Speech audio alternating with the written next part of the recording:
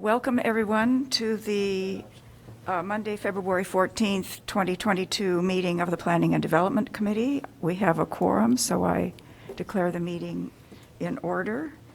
Would someone, do we take a roll? Yeah. Okay. A roll call in. Councilmember Kelly? Here. Councilmember Wynn? Here. Councilmember Newsma? Here. Councilmember Burns? Here. Councilmember Suffredin? Here. Councilmember Ravel? Here. Councilmember Reed? Here. Councilmember Suffredin, do you want to? It's all yours. Thank you for stepping in. Okay, all right. So our first order of business is approval of the minutes of our last meeting. Can I have a motion to that effect? So moved, and I just want to remind us that we can do a voice vote with yeas and nays because we are here in person. But I move the minutes. Okay. Second. Okay, then a voice vote. All in favor, please say aye. Aye. Opposed, no. Okay, the minutes are approved. And our first, so we have two items on our agenda this evening, and I believe we have some public comment. You do have public comment. Okay. Was that Annie Coakley? Good evening. Hold on, camera. Good evening, members of the Planning and Development Committee. My name is Annie Coakley. I'm the Director of Downtown Evanston. I am here to share that the Executive Board of Downtown Evanston opposes the approval of the request for a convenience store to sell newspapers, magazines, medicine, food, beverages, and tobacco in the D4 Transition District, zoning code 6-11-5-3 at 518 Davis Street. Downtown Evanston is a business nonprofit that provides district management to Evanston Central Business District. One of the goals of the organization is to position downtown Evanston as a highly desirable retail, entertainment, and cultural district that attracts visitors and supports commerce for its local residents. This specific use does not align with the Downtown Evanston organization's goals to enhance the retail offerings in the downtown district. And for members of the Economic Development Committee, I think our opposition to this could also transition to support of perhaps a retail consultant or a retail group that could be formed to help us find better offerings for our vacancies. That is it. Thank you. Mm-hmm. Thank you. Then we have Bonnie Wilson. Hi, I'm Bonnie Wilson. I'm here, not in Hawaii. Anyway, hi. I'm Bonnie Wilson. I live in the First Ward, and I have some concerns about Ordinance 11022, a convenience store at 518 Davis Street. I'm a resident of the 500 block of Grove, a block from 518 Davis. As you are aware, there is a hotel, a few restaurants, and medical buildings on that block, and the site is only a block away from the Hinman Grove residential area and several senior facilities. The alley itself is very busy, already serving residential and commercial buildings. When I drive down the alley going north, there are often delivery vans parked in the alley.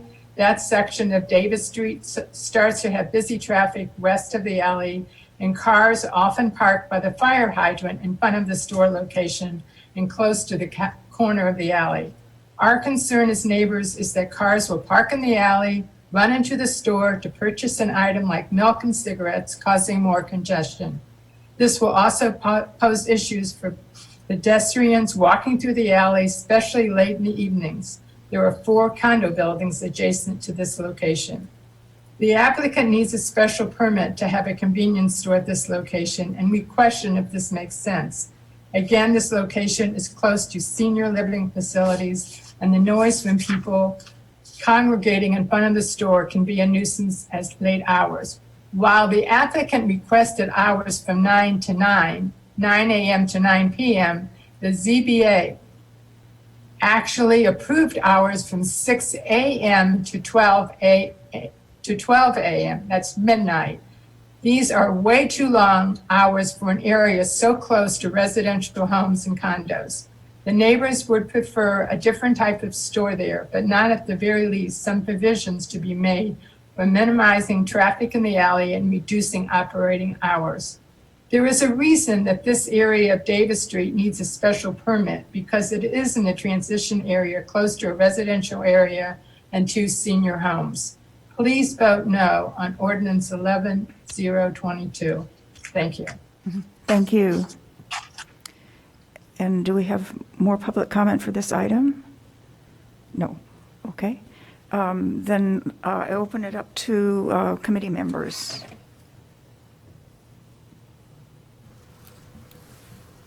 Oh, did we? I'm sorry. We need a motion to put it on the table. Thank you. Councilmember Kelly, would you make a motion, please? If you don't want, Yeah. I'm not going to vote for it. You don't need to make the motion. Okay.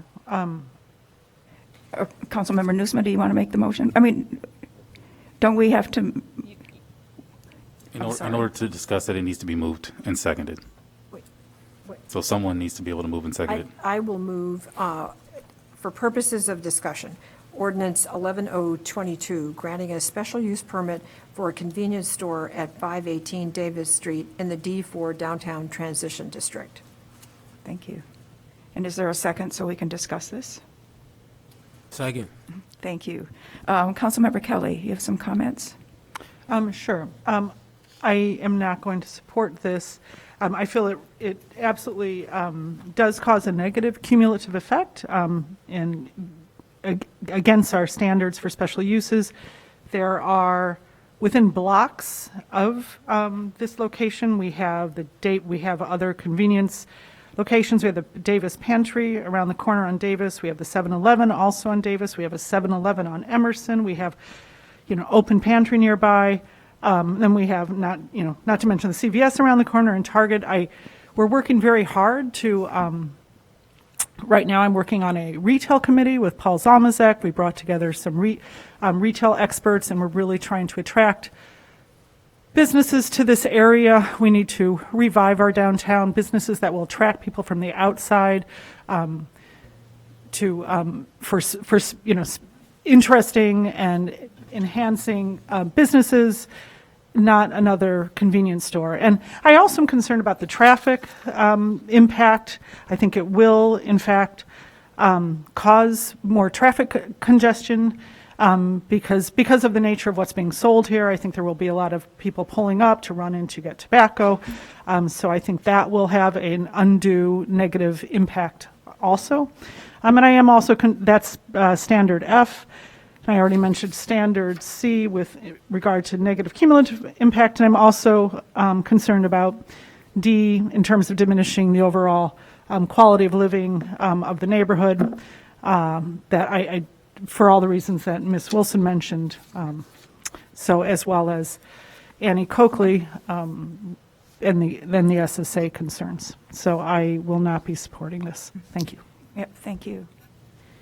Are there any other comments, discussion from the committee? Councilmember Nusma. For many of the same reasons that Councilmember Kelly just outlined, I will not be voting in favor of this either. Okay. Councilmember Reed.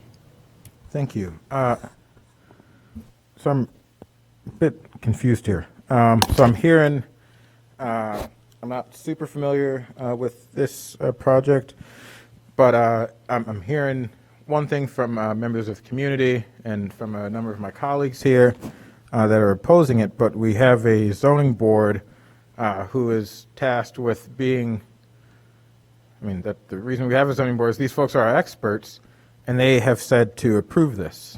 They've said that this meets, apparently it says, the recommended option. So can someone please explain what why our experts are saying, yes, this meets the zoning code, and we have council members saying it does not? And maybe staff, Johanna? Yeah. Good evening, Johanna Neiden, Community Development Director. So the deciding body, the determining body in these special uses is the city council.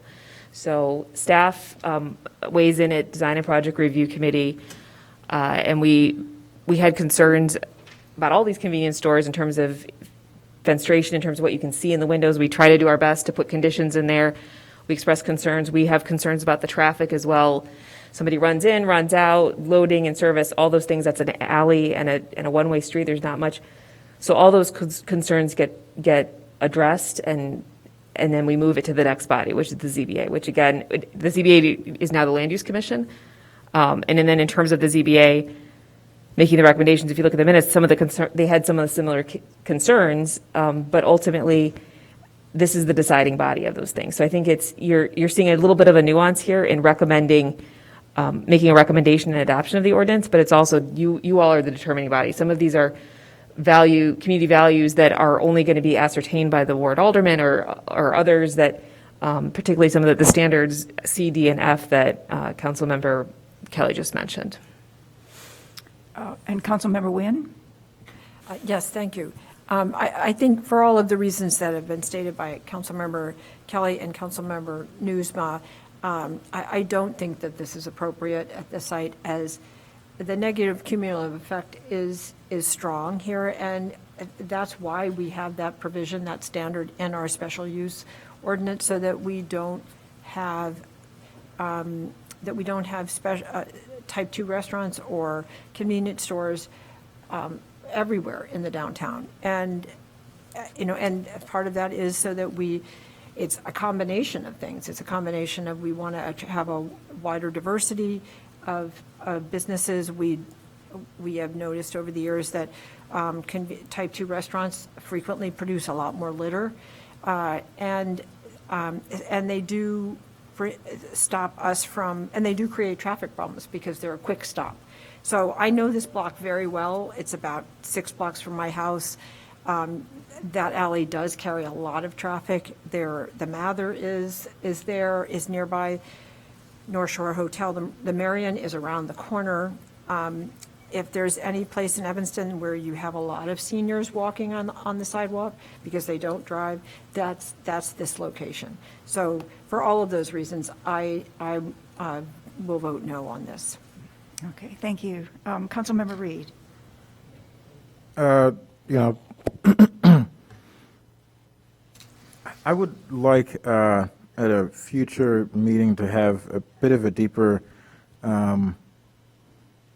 understanding about how special use permits are applied. And, I think if we're going to limit the number of convenience stores downtown, then we should maybe just limit the number of convenience stores downtown and say that, only within the D3 district or D, whatever, D1, D2 district, or I guess in this case, D4 district, that there shall be, X number of convenience stores, X number of whatever.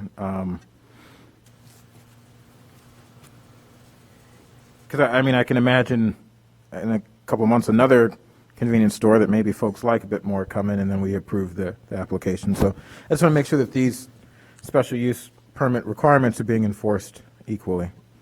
That's it. And it may be thinking into the future now, zoning board of appeals and our plan commission have now been combined into a land use commission, so the discussion might have been different when they considered this application. So, that's another thing to think about in the future. Councilmember Kelly. Can I move to call the question? We You want to keep? We can just, Okay. if people, because, if everybody's ready to take a vote, then I guess we do a roll call, please. Councilmember Kelly? Aye. I'm sorry, are we voting to voting call on- the, I think we we're have to vote- vote to call the question. No, we We can just. just we call the just- question when there's we're no just- Don't have we're- to? We can also do a voice vote I thought we had to. without Okay. roll call. Well, then no. Okay. Councilmember Wynn? No. Councilmember Newsma? No. Councilmember Burns? No. Councilmember Suffredin? Yes. Councilmember Ravel? No, Councilmember Reed? Yes. okay. 2 to 2 to whatever. 2 to 5. 2 to 5. Okay, so the item fails and will not be sent on to the full council this evening. So now we have an item for discussion, a discussion of property standards. So we're joined tonight by Angel Schnurr, who has been with the city a few years, I think 14, almost 14 years, came to the city as a property maintenance inspector, is our property maintenance supervisor, and is currently serving as our interim building services and inspection manager. So she has prepared a presentation that summarizes the property maintenance work that the division does. Councilmember Burns made this as a referral last year, and we've gone back and forth with him about some of the questions and concerns that raised this issue. So we've talked about being a brief presentation, given the hour. So if you want to let her do the presentation, then we can come back for questions if that's more efficient, or if you want to ask questions throughout. But we can do this.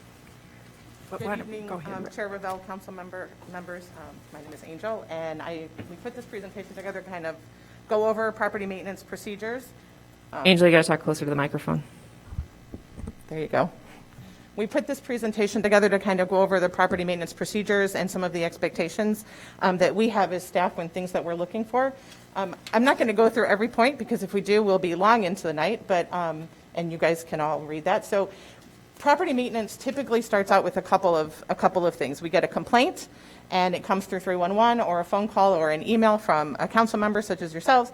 And then we send an inspector out, or we're doing routine inspections, whether those routine inspections be rental inspections or whether they be area inspections. Our inspectors are out in the field responding to complaints or checking out the properties themselves. So we currently have myself as the property maintenance supervisor, and we have a customer service representative. We have 3 full-time property maintenance inspectors, and we currently have 2 vacancies. Each of our inspectors is provided an area of town to inspect.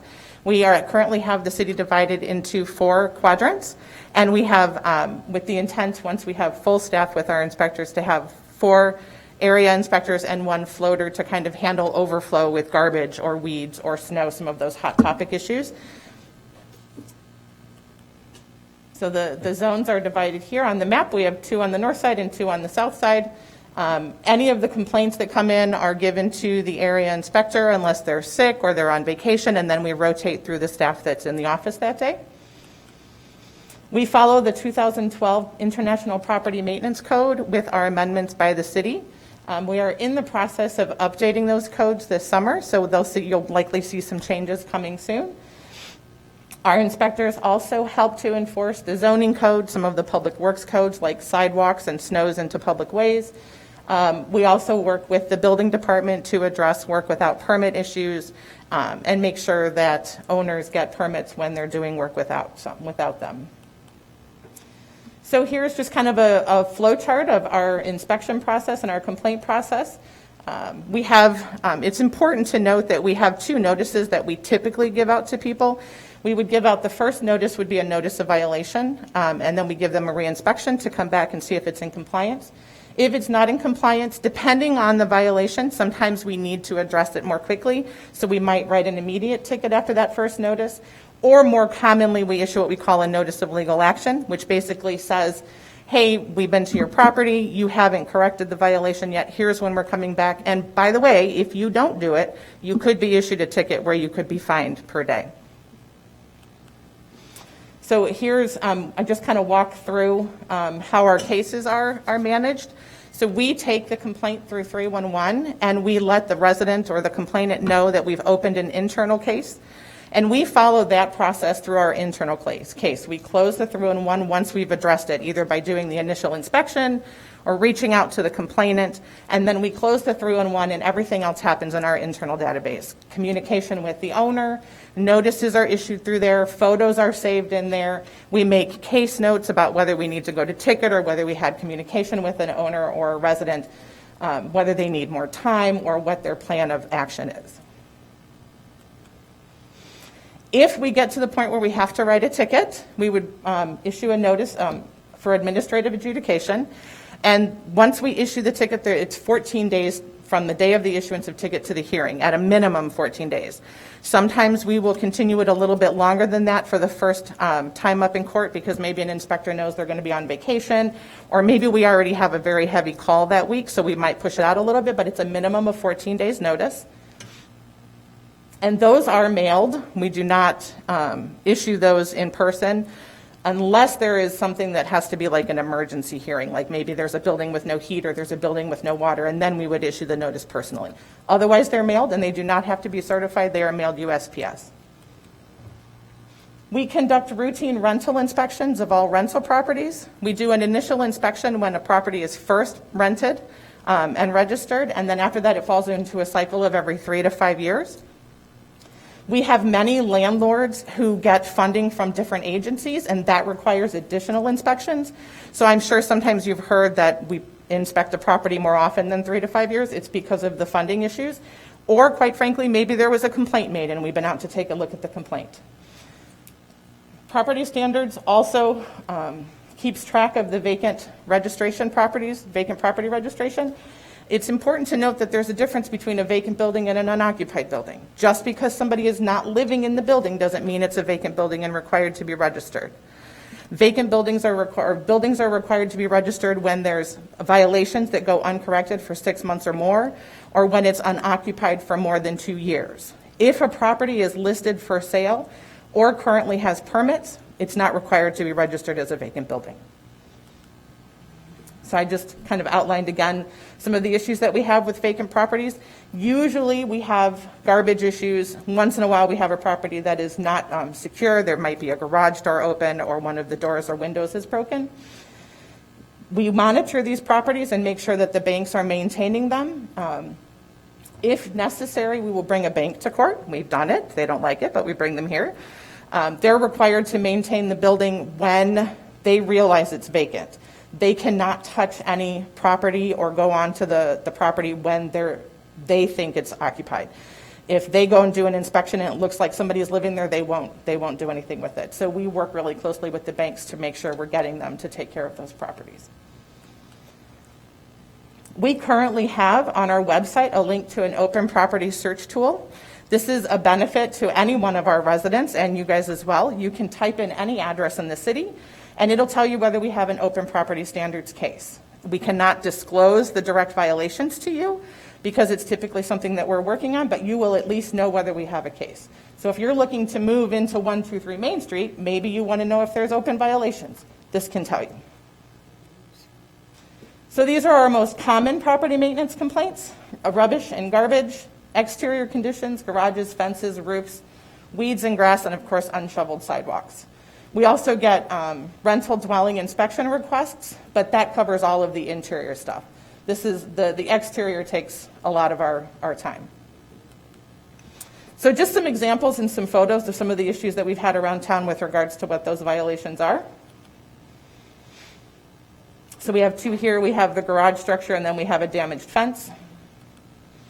And then you have the damaged soffit, and then the gutters are clogged, so that would cause the drainage issues. You have some cracking in between the bricks on that exterior wall, and then there's some problems with the lintels on the windows. Obviously, weeds and grass. And then, of course, the unshoveled snow on the sidewalk. And then here where we have public works with the city sidewalks, making sure that the sidewalks are cleared all the way to the crosswalks. So we refer tenants who have issues with their landlords to Metropolitan Tenant Organization. We contract with them to handle our landlord-tenant issue because we don't ever want the inspector to get in the middle of a he said, she said with a resident in the field.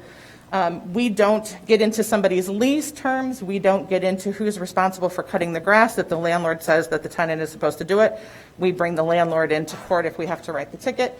Metropolitan Tenant is who we refer people to when they're not getting the compliance for violations or when there's questions about their lease or even their security deposits. So some of the things that we're doing to improve property standards, we're looking at updating all of our ordinances to include changing the contact information requirements on multifamily buildings. We're adding an ordinance to prevent the use of tarps to be utilized as fencing or to cover violations. We're working with staff to make sure that they provide better information on their 311 before it's closed so that a resident isn't left in the dark. We're working to improve our databases so that we can provide better information in terms of reporting or questions and make sure that we can work to improve our inspection cycles. And then we've been working with Northwestern on a better way to communicate with students for problem properties. Here are some things that I think we can do to improve. Some of this has come up from questions and comments that we've received through some of the ward meetings, but these are some of the things that we can work on. We do have Rent Evanston, which is a landlord training process, but we dropped that off prior to COVID. We weren't getting a lot of response for people to come in. We can look at picking that back up again. I'd love to do a tiered inspection cycle for properties who are in compliance and don't cause the problems that the uncorrected violations cause. Working with Northwestern to develop better student training for students who are residing off campus. And then we typically don't attend ward meetings, but we can. I mean, we've been asked to a couple of times, but we can to try and answer some of these questions. And how can you help? Take a picture and submit a 311. Make sure you give us the address of the complaint and your contact information. Sometimes we'll get a complaint about garbage and we can't see it because it's in the backyard. If we don't have resident contact information, we won't be able to see it. But if I can come into your backyard, maybe I can see it from there. So better contact information would help us. Thank you very much. Thank you. Thank you. So, committee, any question? Councilmember Reed. Thank you, Angel. You have been a huge help to me and residents whenever we've reached out. One thing that I think would be really helpful is, and it's really just a technology solution, which is providing and we have a form of it now, but an open 311 that is, you can more readily see exactly what's going on. And again, I know we have a version of that now, but I think, there might be some other platforms out there that may be able to kind of take that open nature to the next level. And there are some programs that I've heard of that there are certain violations that, a resident may be able to solve themselves. And so if we can find, and I can maybe offer a suggestion, a program out there that allows some smaller solutions to be, for example, now, if I were to make a 311 complaint right now, would that go live on a website now?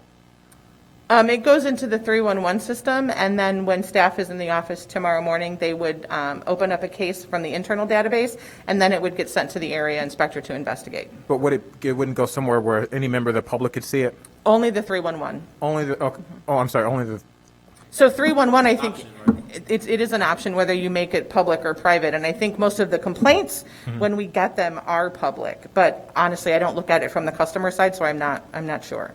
okay, and my reason being, there's some stories, again, there's a great book by Kevin Newsom, Citizenville. There's, I think there's a story in there where a possum or something was in a garbage can, or, some small issue, and it went live on their open 311. And instead of a city inspector having to come out and pay, whatever our cost for doing that, a neighbor saw it and went over and just took care of the issue for the neighbor. Problem solved, crossed off the list. And, so there are all kinds of smaller issues that could just be taken care of by neighbors. And I think if we made that our 311 system open, we could allow for some of the pressure to be taken off of city staff. And also just allow for residents to be more engaged with the 311 process overall. Director, I'm sorry, new title. Luke Stowe, Acting Deputy City Manager. We do, I think it's every 30 minutes or every 60 minutes, whatever is in the hopper for 301 does publish to openevanston.org. Okay. So it is available on our open data platform. Okay. If it's marked public. Sometimes we do have requests that are marked private for obvious reasons. Those would not be included. Okay. Thank you. Maybe if we can promote that kind of open Evanston 301 database more, so folks know. I don't think I as a council member, get the report from your staff every week, every Friday from my ward, but, I don't know if I've seen that particular database. So thank you for that, Luke. I think the other thing that will help is one of the ordinances that we're amending is to put the contact information for multifamily properties on the exterior of the building, so that if a neighbor sees something, they can call up the property manager and say, hey, I saw your fence fell in the wind, or hey, did you know a tenant moved out and you have a bunch of garbage, versus them calling us right away and putting it in 311 and having to send an inspector. So maybe that will help as well. And this posting would only be required for multi-tenant buildings? Multi-tenant buildings, Okay, yes. okay. And when we say, okay, that's fine, that's fine. Thank you. Thank you, Chair. So committee members, we do have a couple of members of the public who wanted to speak to this. Can we hear from them first? Okay. So I believe it, Tina Payton, are you around? Yeah, hello, can you hear me? Yes, we can. Yes, hi, happy Valentine's to everyone. Happy Valentine's. So, I always have a problem with a lack of communication with the landlord. As Ms. Schnur said, Rent Evanston hasn't met for 2 years. And I've always attended the meeting. Maybe they need better outreach with the landlord, but something needs to happen because these things cannot happen without the landlord. You need to discuss more things with the landlord. Also, I've been discussing about improving the inspection procedure for many years. Ms. Schnur knows this as well, and I've been promised for years and years that the city is going to update. I've discussed with Councilmember Burns at his last meeting that the Housing Authority uses McWright and Associates when they come and do inspections for the Housing Authority. When I have a Section 8 tenant coming, they have iPads. And they give codes to the landlords to view the violations, if there are any violations. If they're doing an initial inspection, I can see if it passes or fails right away. And then I can go and see any violations so I can correct them. Frequently what happens is when we have an inspection at the building with the city inspector, they may write down a violation, and when I get the list of violations in the mail, it may be 10 more violations added to it. So this is not correct, and this paper stuff needs to go, and it needs to be put on an iPad so we can have some consistency about inspection. Also, inspectors should not be allowed to enter the tenant's unit without informing the landlord unless it's an emergency. So if the tenant calls and said there's no heat or no water, these things are an emergency. If the tenant says my blinds aren't opening properly, that is not an emergency, and it should be arranged for the tenant and the inspector and the landlord to meet together if that is what's going on. Frequently, the tenant will call and discuss this with the city, and the city doesn't even ask, did you discuss this with the landlord? I have a repair order that the tenant is supposed to fill out if there's a problem in their apartment, and we need some kind of paper trail. So perhaps the city inspector needs to ask the tenant if they're calling for a non-emergency situation, did you discuss this with your landlord, and did you put something in writing so the landlord knows that this is a violation or something that needs repair in their apartment? Frequently, I'm unaware of anything that happens and they call the city and just tell them about it and not me. Also, tenants should get violations too. Frequently, I have, as you know, rent to affordable housing.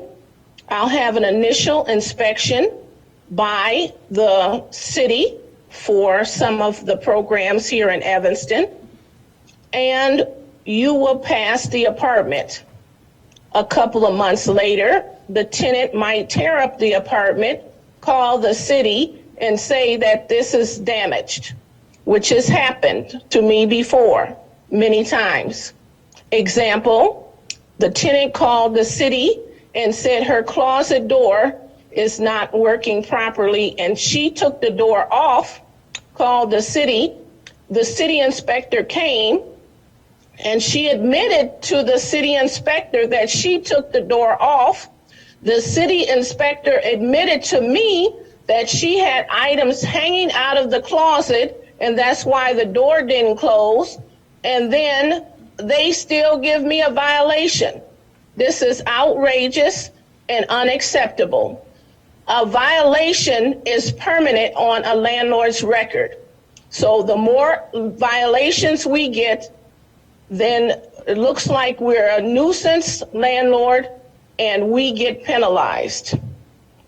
Okay. Also, Tina, I think, can you wrap it up? Just a couple more things. Violations for some people on one block, on the same block, and not for others. I encourage all of you, aldermen and the mayor, needs to go on Jackson and Emerson.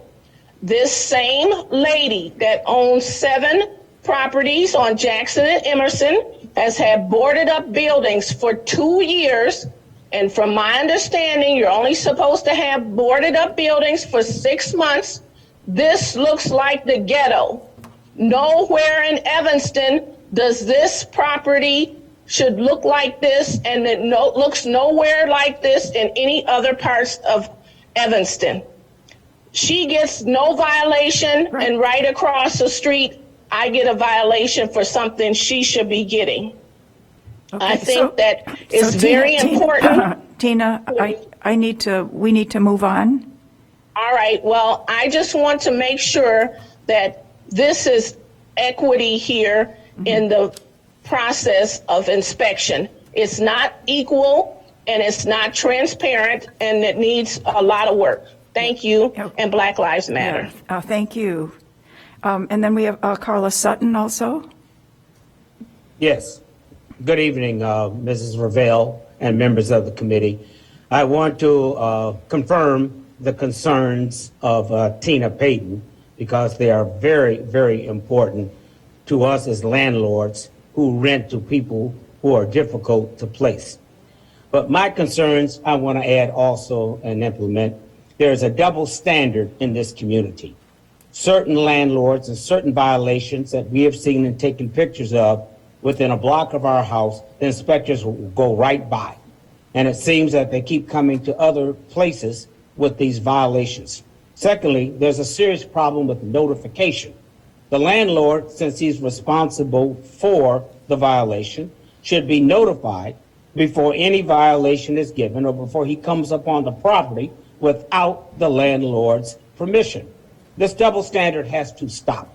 There's no way in the world I could go into somebody's apartment, climb up on a ladder, dismantle all the smoke alarms, and then the tenant calls and says the smoking alarms are not working. They were working when you moved in, and I go and see all the batteries have been removed, and I hadn't even had access to there. So I'm a little bit sick and tired of this double standard where you allow certain absentee landlords to have very obvious violations, and people who are trying to provide housing to prevent the expediting of gentrification in our community, you seem to impose a more aggressive enforcement of the law, which is unfortunate that I have to live at a time when these kinds of things are happening to landlords like me. I want to commend my alderman for getting this report together. It's an excellent report, but we have to have some action on 1, the double standards, 2, the aggressiveness of certain inspectors, and 3, notification. There's no reason in the world that a landlord should have a lien on his property without notification from the people who issue these kinds of violations. I find it basically illegal. I find it prejudicial. I find this a gross misguidance of justice and equity. Thank you, Bobby, for getting this report together, and thank you for the comments. And I hope this committee can address some of our concerns and bring us some kind of resolution. Thank you. Yep, thank you.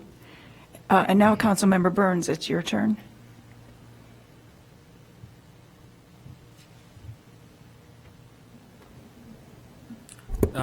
Before I go, Angel, did you want to respond, not everything, but some of the points that were made at all?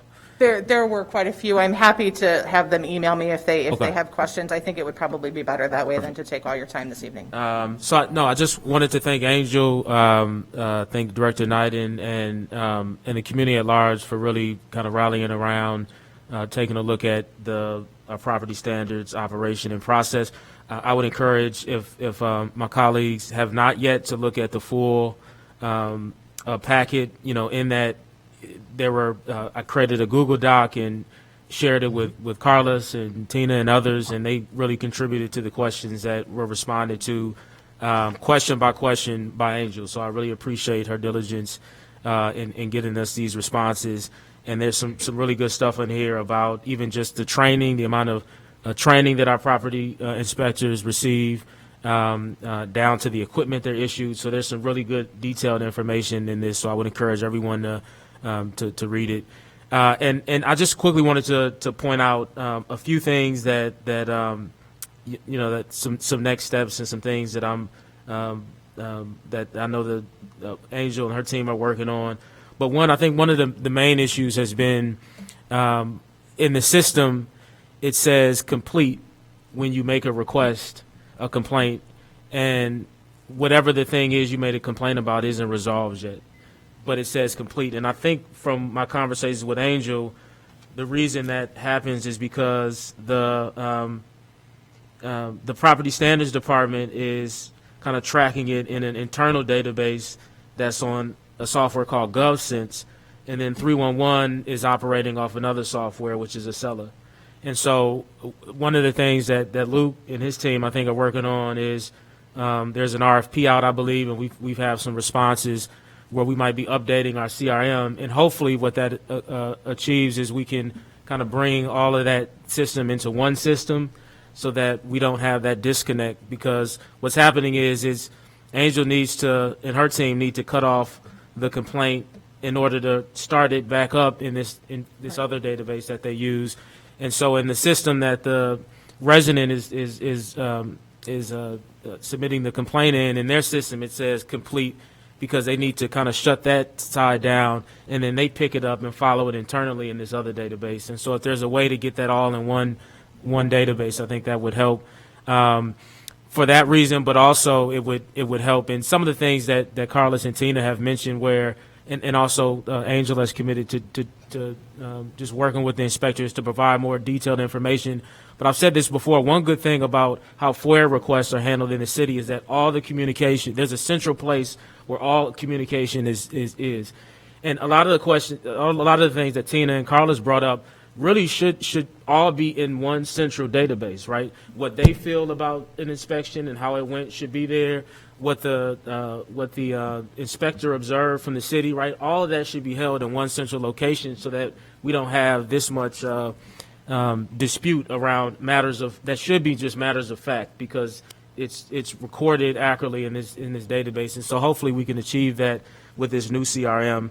I did just quickly want to acknowledge the two changes. The tarp often in one part of the ward, there are community members who are using tarps to kind of hide partying that's going on in their backyards, and then there's also people using it for construction purposes. So I appreciate them adding that into one of the changes. A resident also had an idea of making sure that the property manager's information is listed on the outside of the property, which I think is a big change, and that's something that Angel and her team were also considering. But I just want to shout out, one of my residents for also adding that to the list, and I think that's going to be a really positive change. And something I think we still need to consider is how we handle vacant properties. So what constitutes a vacant property, which was what Angel described today. I think we need to take another look at that. And my concern is there's a lot of vacant properties, or there's enough vacant properties that remain vacant for too long. And from speaking with Angel, I understand if it's vacant because it's caught up in foreclosure or some other legal issue, but there's some properties that aren't, and I think we should have a much more stricter expectation on those properties to say, look, what are you doing with it? And so hopefully we can take a look at that at some future meetings. And then lastly, I would love for Angel to speak with this. I think what people also don't realize is that this department is handling a lot of complaints, and they're doing it without, I think, enough customer service support, as well as from conversations I've had with Angel. At one point, there was an inspector that only did vacant property complaints. And so I think I would love to hear from Angel now, but also to work on, like, what can we do to reorganize our property standards department and get it the support it needs. Because from my conversation with Angel, we're spending a lot of time kind of tracking down problem landlords and dealing with paperwork. And because of it, her team, they're not able to be as proactive as they would like to be. So, Angel, if you could speak a bit on that, and I know landlord licensing is involved in that conversation, but can you speak a little bit about that problem and what some of the solutions are? Sure, thank you, Councilmember Burns. I'll just jump in real quick. I think some of this are items that we brought up during the 2022 budget cycle, and that we anticipate we would probably bring up for the 2023. Councilmember Burns, you're right. I mean, I think there's divisions and departments all over the city that need more staff and more attention, and certainly the council was super helpful in adding a property maintenance inspector this past budget cycle. So I would just add that these are absolutely things that we are considering and how we would be able to add revenue to support those positions. So I think Angel we offered several ideas during the 2022 budget cycle, and we'd be back in 2023 to do it. But given the hour, we'd be happy to put that together in a memo I'm assuming your budget cycle is going to start probably the earliest it's ever since I've been here. So we will definitely be ready with those suggestions. That's fine. Thank you, Angela. Thank you. Yeah. Okay. Thank you. Thank you. Oh, Councilmember Reed had a light on. yeah, it, just if you wanna really wrap it up. quick. I'm curious, how many area inspectors do we currently have? Do we have four? We or have three? the city divided into 4 areas, and we have 5 property maintenance inspectors positions. We have 3 filled and 2 vacant. So it would be 1 person for each area with a floater to kind of handle the overflow and vacations and sick days and that. Okay, so currently we have 3 folks who are going around. Right and now, we inspect. have 3, yes. Do people change zones every so often? We do. We don't do it often because the inspector will sometimes get a really nice rapport with a landlord, and we can get them moving and we can get them motivated to get these things taken care of. But at the same time, I realize that it's important to have somebody look at something new. So we recently went from 3 to 4 areas. So all of the inspectors were kind of moved around a little bit. And then, of course, they also do pop in and out of different areas depending on sick days and vacation time. So they do have a little bit of a new eye sometimes. Okay. But we do rotate. It's just not on a cycle. Thank you. And then just, I mean, I know that this might be one that Councilmember Burns answers, but if you were to just estimate, how many property inspectors do you think we need? So we have 5. If you were to, like, just from your experience. You know what, I could ask for the moon, but it would really depend on what programs you guys are looking at having us enforce, and then I could make a better decision depending on what we're ready to move forward with. Are we ready to move forward with rental licensing? Are we ready to move forward with a different program? That would all depend on, the number of inspectors would all depend on that. That's part of the reason why I wanted Angel to talk a bit about, landlord licensing, because, ultimately she is the one that is supervisor for this department. She has a lot of experience, and from our conversation, she's saying one of the most important things we can do as a body is adopt landlord licensing. So I really would like to hear from her about that, because I think what we talked about is in combination with landlord licensing, it wouldn't require too much additional staff, but it's, again, I think adding a customer service person, because there's a lot of paperwork involved with this work, and then considering having a dedicated kind of vacant property inspector on the team to make sure that we're following up on all the, when your property is vacant around a certain amount of time, you're supposed to submit a rehabilitation plan. And, again, a lot of that I think is hard to keep up on, not just to get people to do the plan, but then to check up on them to make sure it's being done, is because we don't have that one designated person where that's all they're doing on top of other things. So whether it's today or I want people to hear Right. Well, we are- directly from, our supervisor, not me. Right. You know. And the discussion about rental licensing is happening in our Planning and Development Subcommittee, so we'll be having a lot of conversations with Angel in that committee, that setting. And if I can wrap up, sorry. Okay. Yeah. Well, not sorry to you, because you should say sorry. So then, lastly, I'm wondering if to bolster, these activities. One, I mean, the question of what do we want to enforce? I mean, anything that we made a law is something. So I mean, that's kind of the mandate. And so but I do get how it can be difficult to ascertain what levels are needed. And then lastly, I wonder, this is maybe big picture, longer term, but I wonder if there's a consolidation of departments and cross-training that we can do we have parking inspectors who are to be familiar with the Evanston Code, and they drive around the city all day, and they're running license plates. Why can't those folks know what the property standards codes are and work with the property standards team to enforce our property standards code? We do sometimes. okay. It's not frequent because they're busy doing their enforcement activities, but if they see something or if they need our assistance, like for example, sometimes there will be a vehicle that isn't in the public way, but they need our help because it's on private property. So we do communicate with other departments. We work with Public Works about the snow being pushed into public ways. So we have that. It's just not probably as big as you're thinking. Yeah. But we And we've do done work closely. cross-training. We did a cross-training, I think, last fall with almost just about every department in the city. And Angel gave effectively this presentation, and I think there were some follow-up and some synergies that were created as a result of that meeting. So that is definitely happening. I mean, Angel is liaisons with just about every department at this point. For I think issues. that cross-department connection definitely needs to happen. I think about even forestry, who might be out and about, and certainly they wouldn't have anywhere near the role of parking or your team. But I do wonder if there could be some synergies made if there were particularly if, as we're having the discussion, I just saw Mayor Biss a second ago, with the reimagining police and the reorganization of our structure, if there is a, similar to our police force, a civilian force that was that their job was to ensure that our civilian non-criminal code was enforced, whether it's a parking issue or property standards violation. I think we could find some synergies and some efficiencies, and maybe be even more effective at doing the job if there was a kind of unified department that just focused on non-criminal code enforcement. Okay, So, thank you. thank you. And Councilmember Nusma.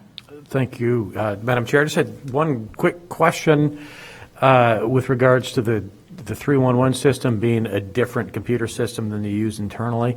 Would it be possible, rather than having the 311 complaint coded as closed, when in fact it's still open on your side of the system, change that message to just say complaint received and investigation in process or something like that? We do that currently. So when a Okay. 311 comes in, our customer service rep puts a comment in the 311 that says, thank you for your complaint. Here's the new case number assigned to your request, because that's our GovSense case number now. That's our internal case number.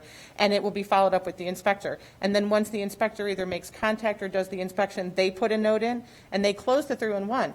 They get the note from 311 that says your complaint is closed, but if they haven't read all of the comments, they may not know that there's a new case assigned. They can always call Property Standards and say, hey, what about case 21-1547? Right. Because So that was the number that was assigned. rather than receiving a message that says the case is closed, and then upon further examination realizing that it's really still open, can we just change the message that they get? Possible.